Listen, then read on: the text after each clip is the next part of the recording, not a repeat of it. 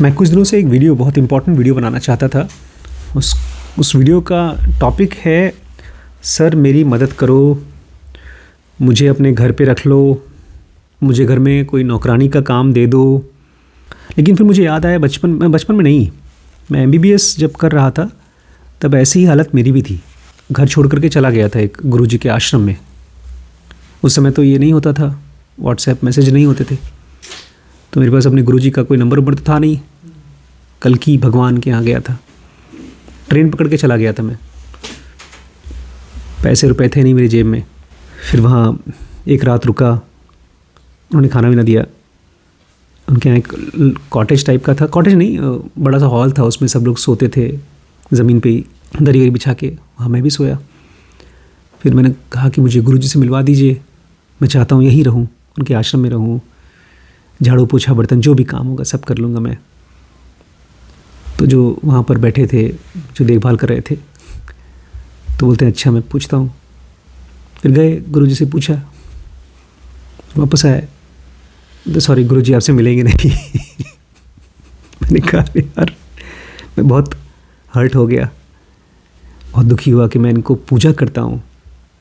मैं लिटरली पूजा करता था उनकी, मंदिर में उनकी फ़ोटो लगा करके उनको टीका वीका लगाता था। हाँ, आरती करते थे हम लोग, जैसे गणेश जी की आरती होती है। और ये आदमी इतना दोगलेबाज, धोखेबाज कि अपना सेवक नहीं रख रहा है मुझे।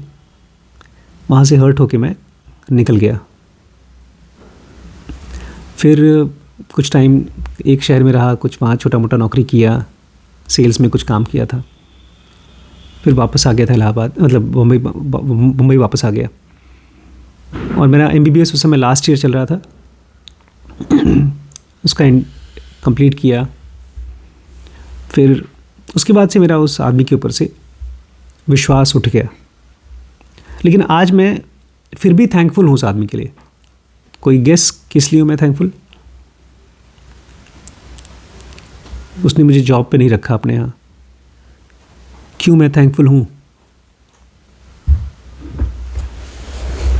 2 वजह से। एक तो उसको पता था मेरी क्वालिफ़िकेशन क्या है, मैं MBBS कर रहा हूँ, उसको पता था, इसलिए उसने नौकरी पे नहीं रखा, कोई छोटी मोटी नौकरी पे रखा नहीं। और दूसरा, उसी आदमी की वजह से मैं बहुत सीरियसली आध्यात्म में घुसा।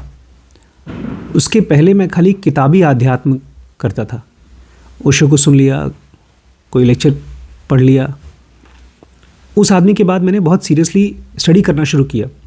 तो वो आदमी डायरेक्टली नहीं बट इनडायरेक्टली मेरा गुरु है।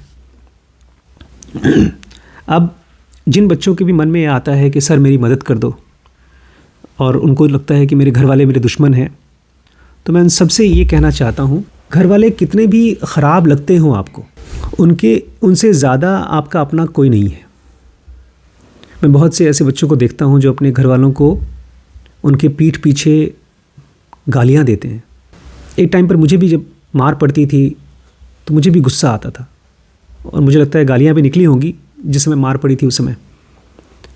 लेकिन अब मैं देखता हूँ बहुत से लोग हैं, हमारे जान पहचान में एक भाई साहब हैं, उनके घर वालों ने उनको घर से ही निकाल दिया था।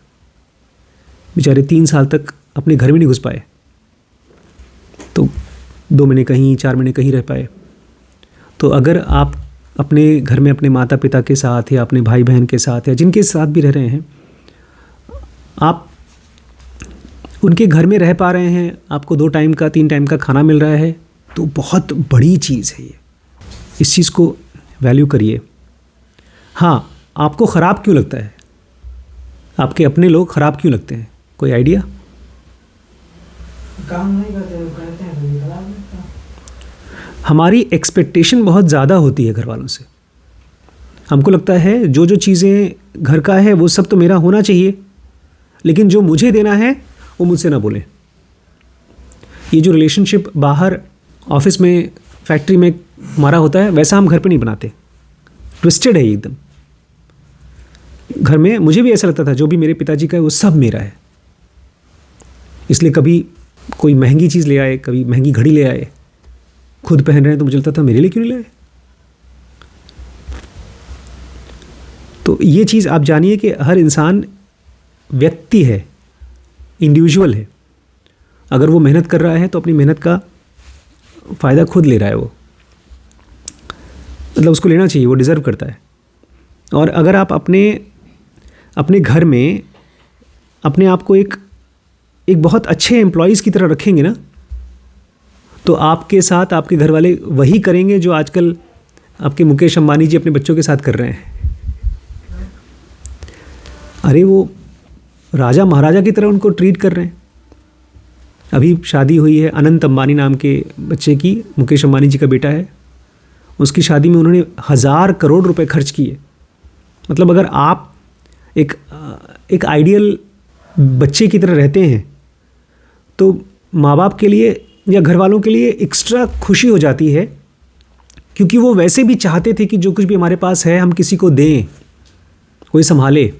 आपको याद है हम लोगों ने पढ़ा था किस तरह से कृष्णमूर्ति ने अपने फाउंडेशन को रन करने के लिए प्रोफेसर कृष्णा के पास पहुंचे थे। उन्होंने शादी नहीं की थी, उनका कोई बच्चा नहीं था, और क्या बोला था प्रोफेसर कृष्णा को?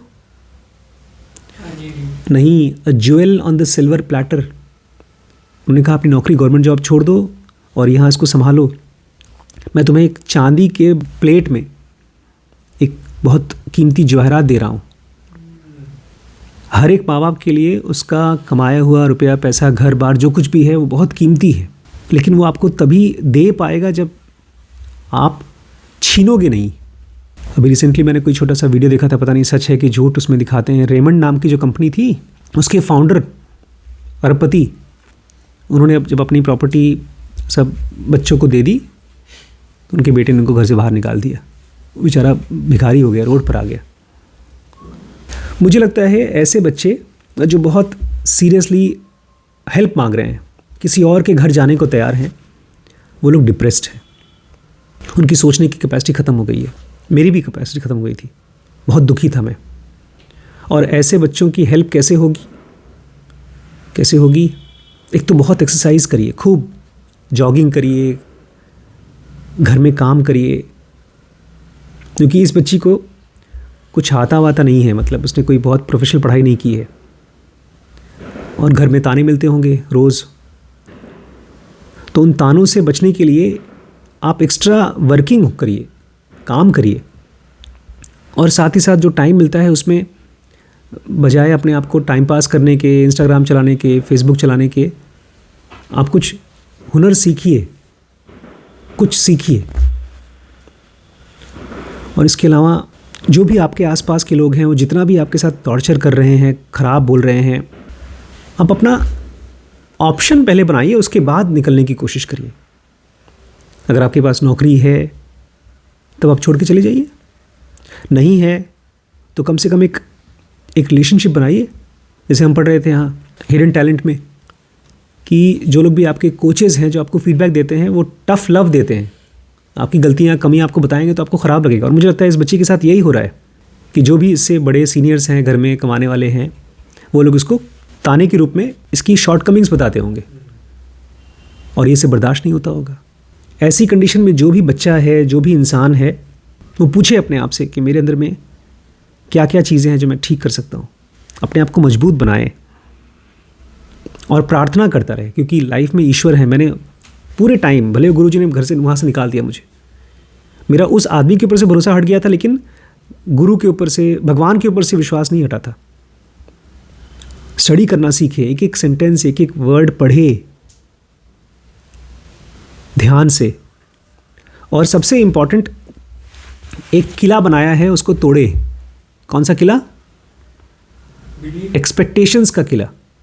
क्योंकि जितनी होगी आपकी एक्सपेक्टेशन, उतने होंगे आप दुखी।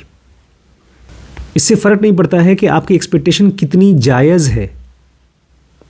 अगर आपने एक्सपेक्टेशन किया तो आप होंगे दुखी। अभी मैं आपके साथ वीडियो बनाने वाला हूँ धीरू भाई अंबानी के बारे में। उसने कुछ भी एक्सपेक्टेशन नहीं किया था, लेकिन उसको सब कुछ मिला एक तरह से। जब आप कुछ भी एक्सपेक्ट नहीं करते तो हर चीज़ के लिए आप काम करते हैं, हर चीज़ के लिए। और कहते हैं जो किस्मत होती है वो किसको देती है सहारा, किसको हेल्प करती है? किस्मत जो मेहनत करता है। लेकिन मेहनत को भी अभी हम पढ़ रहे थे ना हिडन टैलेंट में, मेहनत उसी को मिलती है जो अपना गुरु खुद बनता है।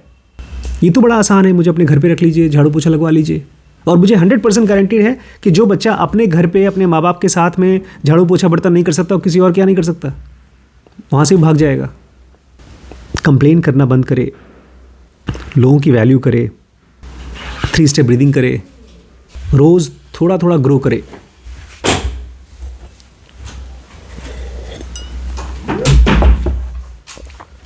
रोज़ थोड़ा थोड़ा ग्रो करे। वो कैसे ग्रो करे मैं बताऊंगा आप लोगों को उस हिडन टैलेंट वाली सीरीज़ में। अगर आप देख रहे हैं दोस्तों तो उसको ज्वाइन कर लीजिए। dkbrains.com में हम उसको बहुत जल्दी अपलोड करने वाले हैं, ठीक है।